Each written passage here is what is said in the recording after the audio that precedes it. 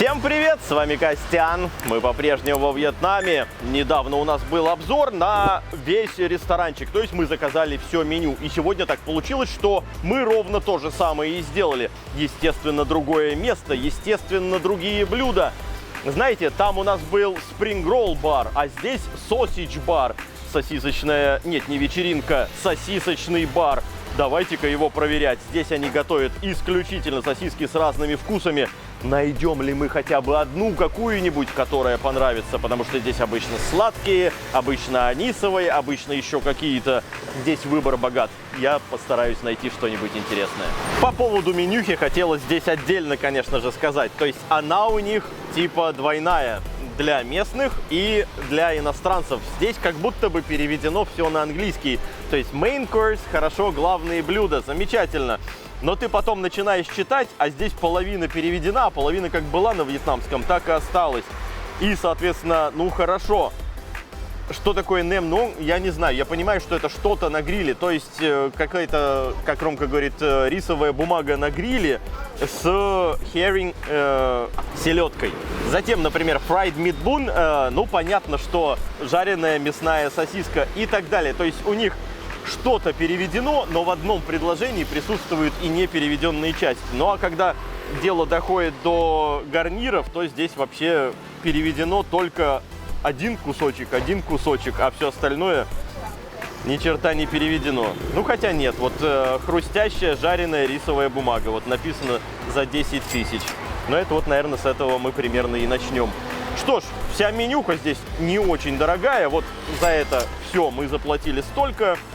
Соответственно, давайте просто подряд пробовать, потому что самое дешевое блюдо стоит 10 тысяч, самое дорогое 60 тысяч.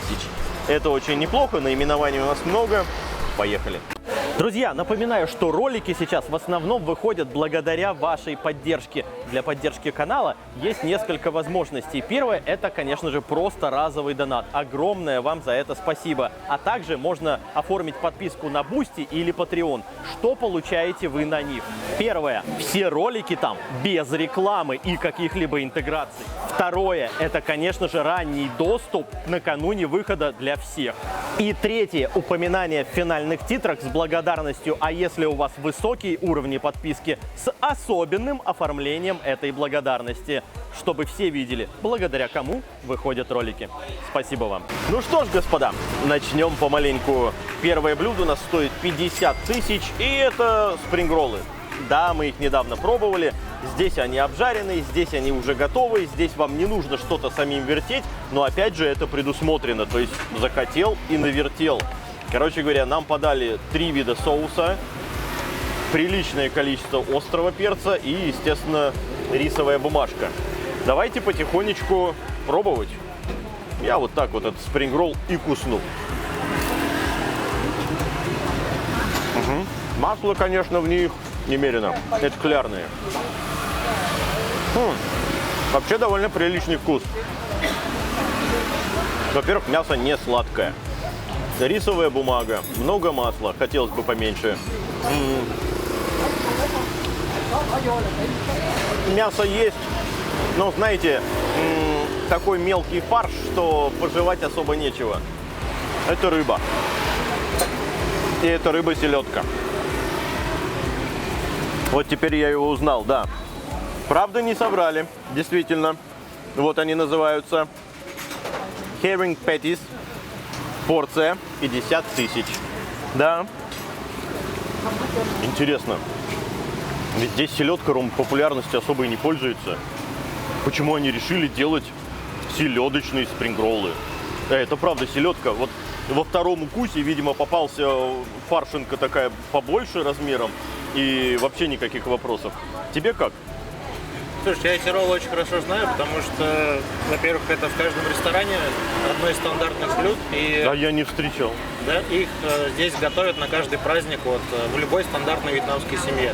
Именно вот с этой рыбой. Почему селедка? Я не знаю, но это, видимо, какая-то местная селедка. Я не думаю, что это норвежская там или какая. Так вот и о том и речь, потому что здесь для того, чтобы раздобыть себе селедки, я же селедку под шубой здесь готовлю, ну, приходится некоторое время заморочиться. То есть Я вспомнил. Это, короче, те рыбы, из которых делают еще салат. Вот этот вот, свежие рыбки такие. про остров Фукуй я тоже вспомнил. Ты говорил, что это мелкие селедочки вот эти, да? Скорее всего, они так здесь и называются. То есть здесь селедка рождает молодь, да? А потом куда-то, значит, уплывает набирать вес. Ну вот это вот из этих вот малюсеньких селедочек, скорее всего. Ну, вкус конкретно полноценной селедки. Я не могу сказать, что это плохо. Мне такие очень нравятся, да. Единственное только, если увидите, как их готовят, скорее всего, не захотите их есть, потому что, ну, если за здоровый образ жизни, они в огромном количестве масла очень долго обжариваются. Итого за 50 тысяч мы получаем 7 кусочков малюсеньких роллов с селедкой, которые, в принципе, вкусные, но нашего человека селедкой, вот правда, не удивить, поэтому здесь, знаете ли, вот если захотели попробовать здесь именно что-то селедочное, то вот тот вот самый салат с малюсенькими селедочками с острова Фукуй, это вот было интересно. Вот здесь вот ссылочка на него появится. Но это было необычно, это было здорово. Там они свежие, они замаринованные, они вкусненькие. А насчет вот этого я не уверен. Ну, вот попробовал, вот вам рассказал. Не надо. А мы поехали далее. Да-да-да, вот я как раз и вижу, что herring, селедка написана, а здесь по-вьетнамски, соответственно, ка трич, рыба трич. Ну, у них это не разделяется, но ка это рыба, а трич, соответственно, дальше идет название. И да, я вспоминаю, что тут салат именно так и назывался, с рыбой ка трич. Ну, вот это вот мелкие, малюсенькие селедочки. Следующее же блюдо у нас более вменяемое. Это все-таки уже начались те самые колбаски и сосиски. Они здесь готовят их. Ну, впрочем, вы на подсъемках увидите, как готовят. Это довольно интересная штука. То есть это фарш. Они специально нанизаны какие-то на лемонграссе, какие-то, значит, просто шпажки вставляются. Так, довольно интересный процесс. Готовится в огромном объеме, просто в огромном, то есть, видимо, место пользуется популярностью. Давайте для начала без всего, а потом соусы начнем пробовать. О, это уже шаг навстречу местному мясу. Сладковатое, вот это все.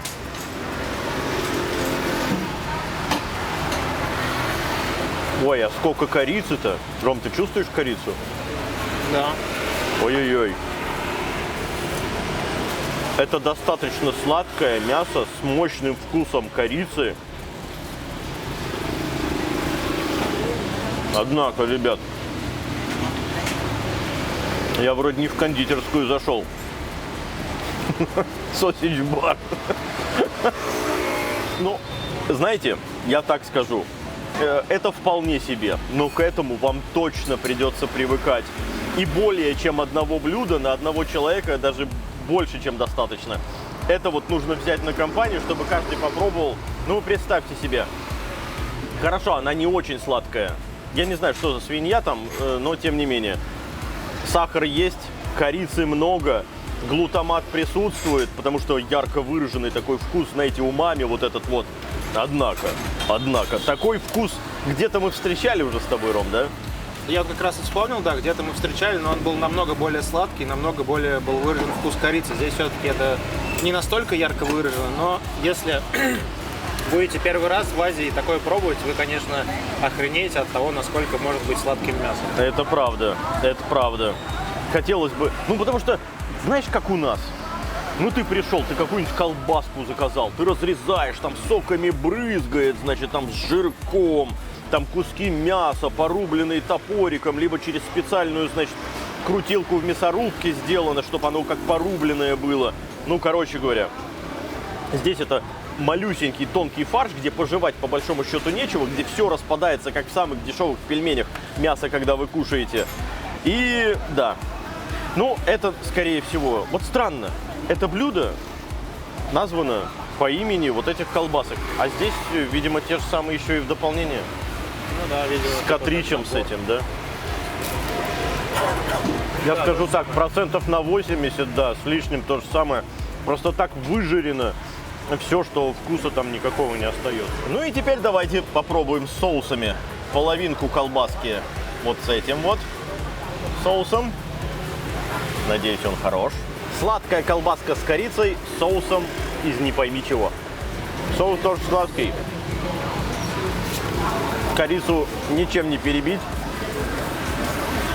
Да он, по-моему, и в этом соусе их жарили. Это ореховый соус. Арахисовый. Арахисовый.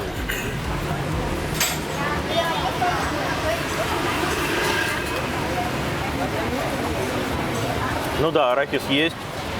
Сладости очень много. Колбаски сладкие стали еще более слаще.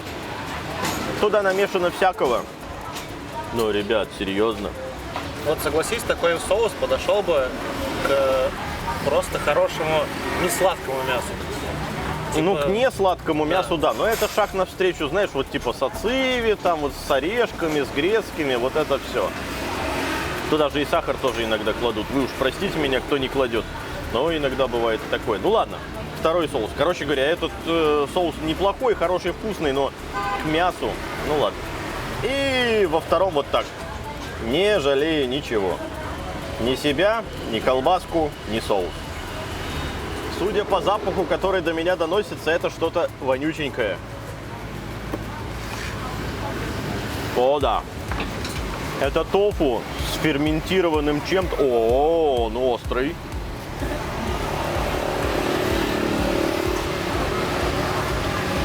Рыбный, прям рыбный чувствуется вкус. Это перемолотая рыба там. Там перемолотая рыба однозначно. Вот прям очень такой ярко выраженный рыбный еще вкус. Ты хлебнул прямо его, да? Да. Ну и что скажешь? Не пойму, то ли рыбный, то ли креветочный. Не, это рыбный, однозначно рыбный. И с чем-то еще.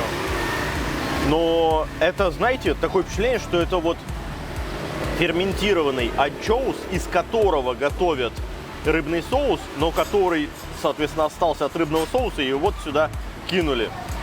Но при этом он не вызывает отвращения, как креветочный. Вьетнамцы меня теперь тоже смотрят, и они прекрасно понимают, о чем я говорю, потому что можно включить вьетнамские, английские субтитры. Дорогие вьетнамцы, если смотрите, напишите, пожалуйста, из чего состоит вот этот вот соус. Вы же прекрасно с нами знаете. А в Ютубе, все, кто хочет посмотреть перевод, там кнопочка есть «Перевести». Другими словами, соус этот неплох, этот слишком сладкий для меня. Колбаски с корицей, с сахаром, это очень необычно. Ребят, я считаю так, приехал в такую страну, конечно же, разочек попробовать это надо. Не то, что можно, а нужно, конечно же, попробовать. Чтобы составить свое мнение, это недорого стоит. Слава богу, этот эксперимент вам во много денег не обойдется. Так что да, это очень неплохо. У нас следующие колбаски другого вида на подходе. Ну, давайте к ним и приступим. А, да, перед этим скажу два слова о том, что мы заказали все так называемые side dishes. Ну, side dishes — это обычно гарнир. И среди них присутствовала также жареная рисовая бумага. Но, учитывая, что, оказывается, ее здесь и так подают, ну, ладно. А вот это прикольная штука. Да, конечно, масло тут немерено, она обжарена в масле. Но вкус такой печенюшки. А вот это мне нравится. Похрустеть очень даже. Стоит 10 тысяч донгов вот такая тарелка. Как зажаренное слоеное тесто. Ну, рисовая бумага у них написана, Ром. Ну, слоеное тесто. Ну и хорошо, пусть будет слоеное тесто, я не против. Не, да, вот эта штучка даже забавная. Похрустеть именно неплохо. Ладно, следующие колбаски. Куаме здесь называется, куаме здесь называется. Что такое куаме, господа?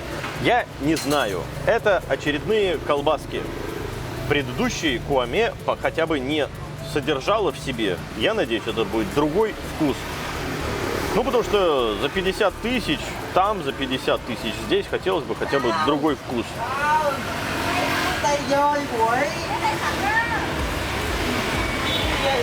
То же самое. Даже корица то же самое. Ну, ребят, ну это как неинтересно. У вас 5 главных блюд. Ну ладно, 2 еще остались, и они, очевидно... Хотя нет, одна, очевидно, то же самое будет, а другая, ну да, наверное, другое.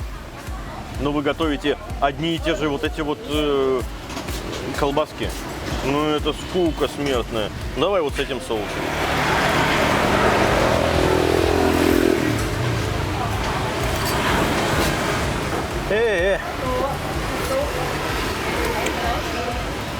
Ну, этот соус поинтереснее, хотя его надо, очевидно, намного больше. Чуть ли не запивать вот так.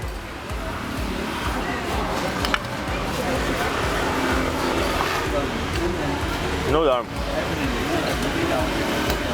Тогда хотя бы получается немножко перебить вкус этой корицевой колбаски. Слушайте, ну это небольшое разочарование. Ей-богу, столько позиций в меню, а по большому счету одно и то же. Ну это даже не интересно. Ну серьезно, вон сиди, оттопыривайся огурчиком толстошкурным, с которого шкура еще и не срезана. Ладно, в целом понятно. То есть первые 3 позиции ясно. Колбаски такие-то с селедкой и просто отдельно селедка. То есть они из 2 блюд по большому счету сделали 3. Замесили напополам все. Ну, ладно, хотелось бы видеть просто 3 разных блюда абсолютно, с разными колбасками. Здесь селедка хорошо и так далее, и так далее. Ну, ясно. Ну, следующие 3 хотя бы внешне сильно отличаются. Ну, внешне, конечно же, это довольно прилично отличается. А вот что сказать по наполнению, по-моему, они просто сделали следующее. Они взяли вот эту вот большую тарелку, все нарезали, измельчили, потому что здесь ровно та же самая трава, здесь ровно те же самые колбаски, здесь ровно те же самые яйца, даже та самая мариновка, арахис и рисовая бумага. И тебе это все накрошили в одну тарелку. Не знаю, чем это заливать, скорее всего, вот этим вот соусом, и тогда, наверное, можно пробовать. Давайте так и попробуем. Ну, здесь заливать можно, конечно же, на выбор вот этим вот сладким арахисовым соусом, но я все-таки вот этот предпочту больше.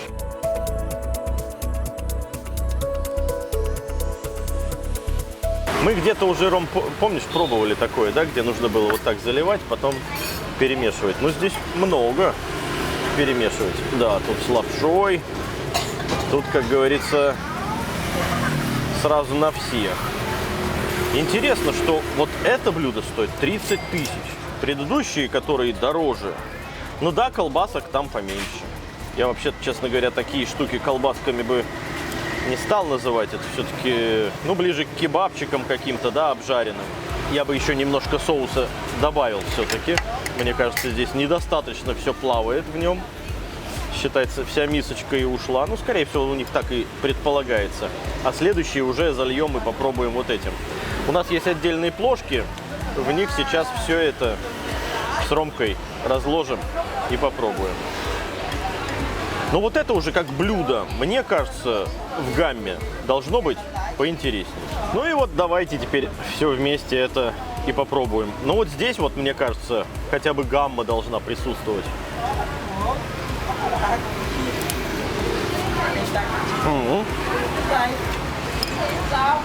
Это спрингролл, который не завернутый.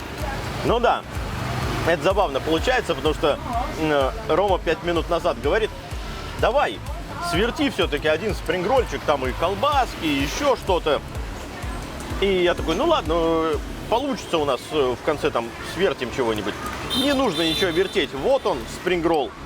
Без рисовой бумаги, соответственно, точнее, с жареной рисовой бумагой. Ты просто положил себе, залил соусом, все готово. За счет вот этой свежей травы, свежего огурчика. Все остальное наполнение, вот по большому счету, разницы вообще никакой не играет. То есть ты набился разными вкусами. Меня эти вкусы, честно говоря, в восторг не повергают.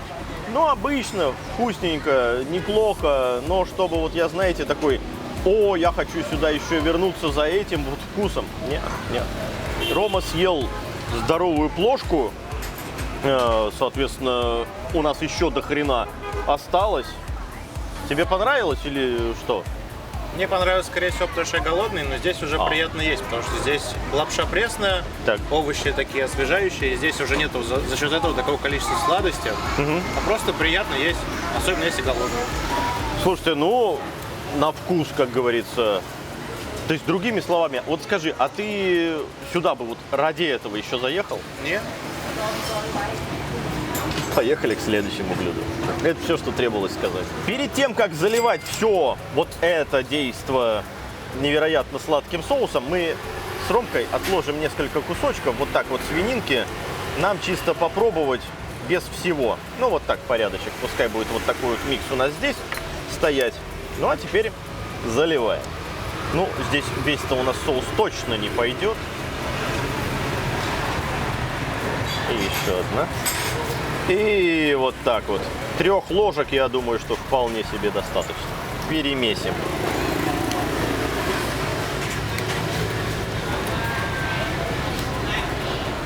Ну, мы тут с хозяйкой немножко посидели, пообщались. Она говорит, вот этот соус, он только для колбасок и спрингроллов.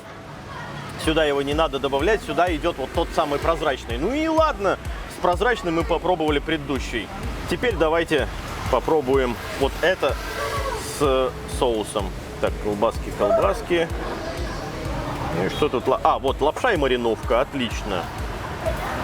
И еще мята мне тоже попалась. Это хорошо. Ром, тоже давай. Тогда накладывай себе. Попробуем микс, а потом уже отдельно колбаски. Ого, по-взрослому зачерпнулась. А что она говорит, с этим соусом не надо? Он прекрасно сюда подходит. Я бы даже сказал, это лучше, чем в оригинале было. Так нет, серьезно, это прям вкусно. Этим соусом вот мы 3 ложечки сюда положили, так вообще красота. Лапша с ним отлично, мята подходит, там еще какая-то трава, может базилик, может вот это еще какая-то, тоже замечательно. Мариновка, опять же, мариновка с этим соусом тоже, короче говоря, она говорит, не надо. Ну тогда получается мы изобрели как надо. Ну серьезно, на мой взгляд, вот именно вот это сочетание, оно прям хорошее. Вот если предыдущее мне, ну знаете, ну так, ну вот все как обычно, эти колбаски, соус такой, неплохо, то это стало даже вкусно. Ну и вот интересно, разделит ли Рома мой энтузиазм по поводу того, что это сочетание хорошее? Ром. Да, вариант с этим соусом, вариант лапши с этим соусом мне тоже больше понравился. И плюс здесь еще настоящее мясо, в отличие вот от тех Да. дурацких сосисок. Так что этот вариант намного круче. Это вот, как говорится, слона-то я и не приметил. Недаром мы немножко кусочков отложили. Давай, Ром, держи, пробуй тоже. И, соответственно, сейчас попробуем. Потому что мне кажется, что не исключено, что к этому мясу вот этот соус, во-первых, хорошо подходит. А во-вторых, само мясо здесь другое. То есть свинья, это, мне кажется, по аромату на 5 специй похоже. Ну вот мы с Ромой попробовали эту свинину. Можно сказать следующее.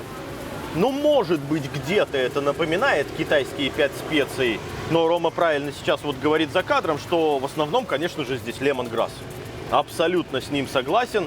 На мой взгляд, ну, если и есть какие-то дополнительные специи, то они здесь на заднем плане особо не чувствуются. И что интересно, вот, Ром, получается лемонграсс вот с этим соусом то, что нужно. Ну да, поскольку она вообще не сладкая, а соус сладковатый, сочетание отличное, да. Ну и ты говоришь, еще лапша вот с этим соусом тоже хороша, потому что она сама по себе нейтральная, плюс мариновка здесь присутствует и так далее. Ну, короче говоря, вот это блюдо с жареной, значит, свининой, да, это вот последняя здесь вот позиция. Бун — это горшочек, видимо, я не знаю, как переводится, 30 тысяч стоит. Это что получается? До сих пор одно, да не одно, а считай самое дешевое, то, что мы попробовали, одно из лучших. Да. Кстати, буна — это вот эта вот лапша, которая выглядит как вермишель. Точно. Она же, да, это же название лапши. То есть жареное мясо с вот этой вот лапшой. Ну, здесь еще помимо этого много всякого. Здесь и огурец есть, мариновка есть, трава есть. И, короче говоря, да, и яйцо, по-моему, тоже есть. Поэтому вот это вот блюдо, да, вполне себе и с этим соусом. Хотя хозяйка говорит, что нужно использовать другое. Нет, вот с этим. Ну и вот у нас на финалочку осталось следующее. Это намес из мариновки. Но на самом деле из мариновки я здесь вижу свиные уши. Затем какая-то буженинка. Ну и по большому счету все, да, это уши с бужениной, а дальше идет ровно тот же самый набор, что и раньше. Это много лапши, это свежий огурец, это зелень, яйца не вижу. Вы знаете, вот это заливать соусом, который сказала хозяйка для этого блюда, я, честно говоря, не хочу. Я хочу попробовать сначала отдельно, потом мы, естественно, помакаем, попробуем. Ром, давай, ты уши как, тоже, наверное, да? Уважаешь, потому что я даже вот так вот. Это закусочка прекрасная здесь, продаются целые такие банки вот этих вот ушей, ровно так же нарезанных. Да, они не прям такие маринованные, как в нашем понимании маринованные уши должны быть, но они здесь неплохие. То есть долго привыкать, как говорится, к этому вкусу вам не придется, они неплохие. А это другой вкус, это не из баночки, это у них свои. Так, подожди, это просто вареные, они даже не маринованные.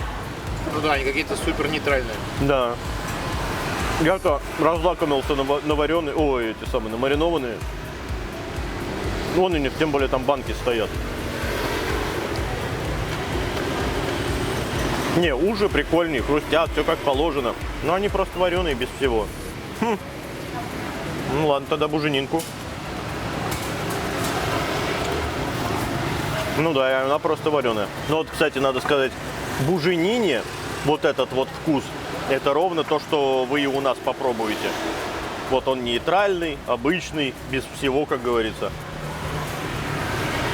Да, но это как домой вернулся. Ну да, для нее даже соус никакой не нужен, Да. в отличие вот от ушей. Для них какой-то соус прямо необходим. Для ушей необычно. Ну, давайте попробуем уши с этим соусом. Ухо с соусом.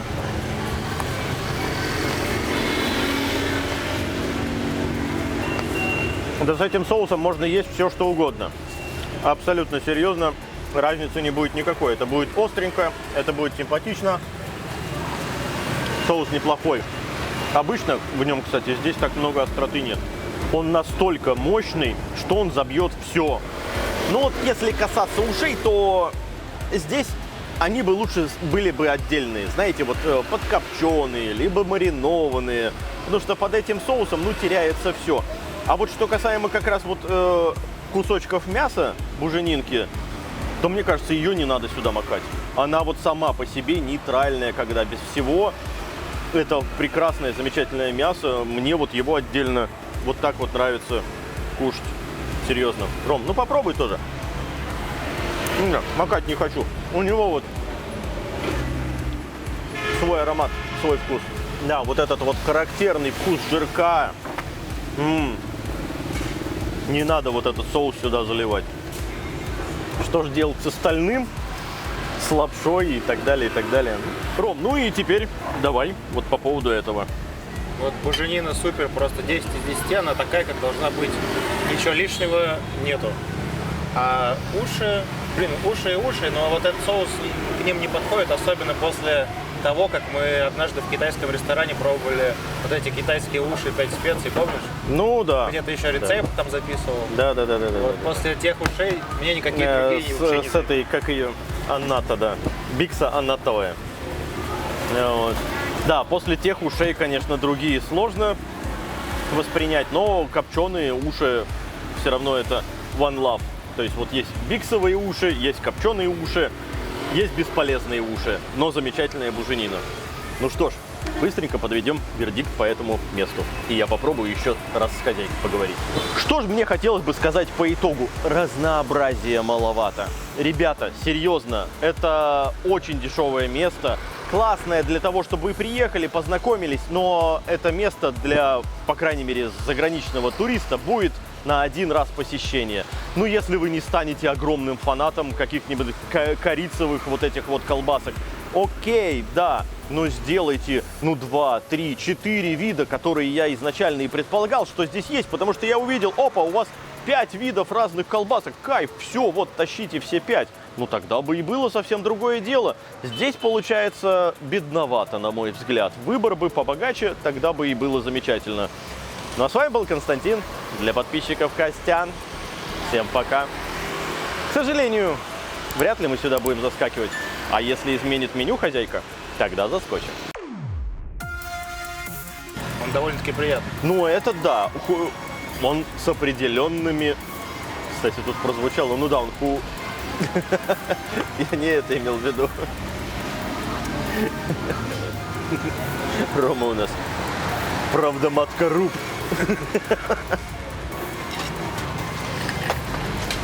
Я так витиевато, знаешь, рассказываю, а Рома у нас такой, что, заехал бы, да?